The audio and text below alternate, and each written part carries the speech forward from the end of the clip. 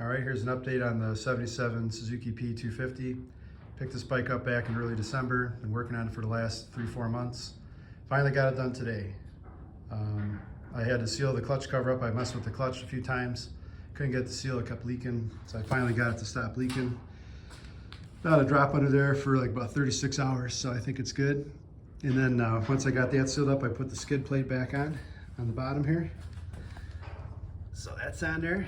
And that was the last part of the puzzle there. So this bike is completely done, ready to ride.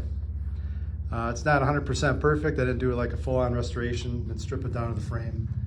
I just basically cleaned it up as best I could, painted some parts that were nasty, and replaced all the mechanical issues, all the parts that were issues on it, which was almost everything.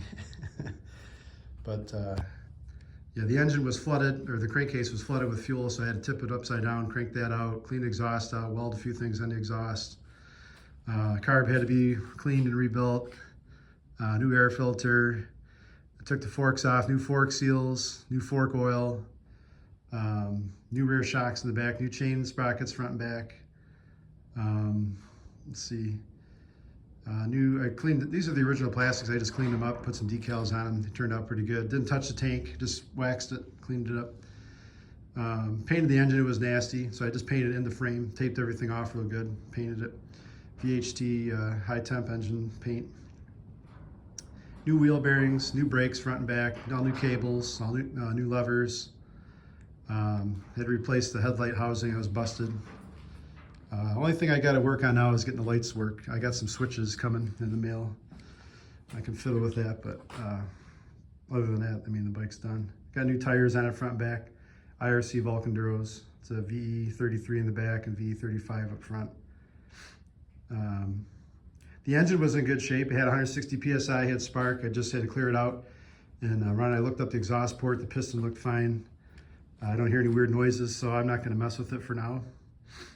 I mean, it runs really good. It's got a lot of power, so I'm not going to mess with it till I put some hours on it.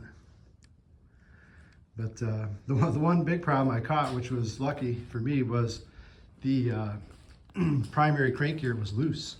So I took it for a ride after I got it running, and it was making all this noise. The clutch was dragging, but it was making tons of noise coming from the clutch, you know. I thought, man, something's not right with that clutch. So I popped the cover off. I threw a new clutch in there. Cleaned it all up, put it back together, took it for a ride. It was still making tons of noise.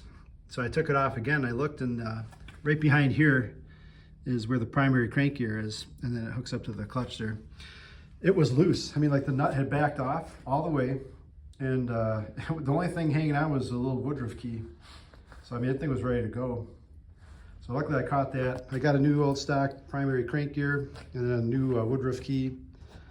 And I put that on there, and it fits nice and tight. Got a new nut for it. Reused the old washer, torqued it down, so it's good now. And I had to file the clutch basket fingers a little bit. They were notched, that's why it was dragging. So now the clutch is real smooth. You can shift it into neutral while it's running.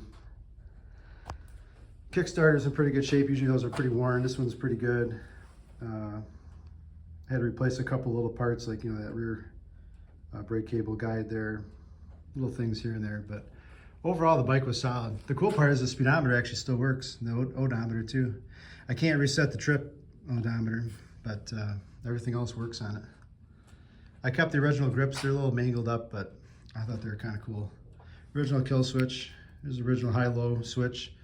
I got an on-off switch coming. It's supposed to go there. Someone cut the wires on it at some point. But yeah, that's a cool little bike. So I got maybe a little over $2 grand into it total. I paid $500 for it, and then I think I got about $1,600 maybe in parts and a couple things I farmed out, like the fork seals and welding the exhaust, a little bit of labor. But it turned out nice. Looks pretty good. Runs good. It's a fun ride. Feels nice when you ride. It doesn't feel all loose or anything. I had to replace the swing arm bearings too. They were really bad. I had to spend a few days on that, getting that out. That was really stuck, frozen up in there. So it's got all new swing arm bolt, new bearings, new spacers, collars. Everything's new on that, so it's nice and tight. So yeah, it turned out good. So it's like, I think April 13th, and it's basically done, ready to ride. So I'll be able to ride it now this spring and summer. It'll be cool. So anyway, there it is. It's finished, and now it's time to ride it and get it dirty. All right, see ya.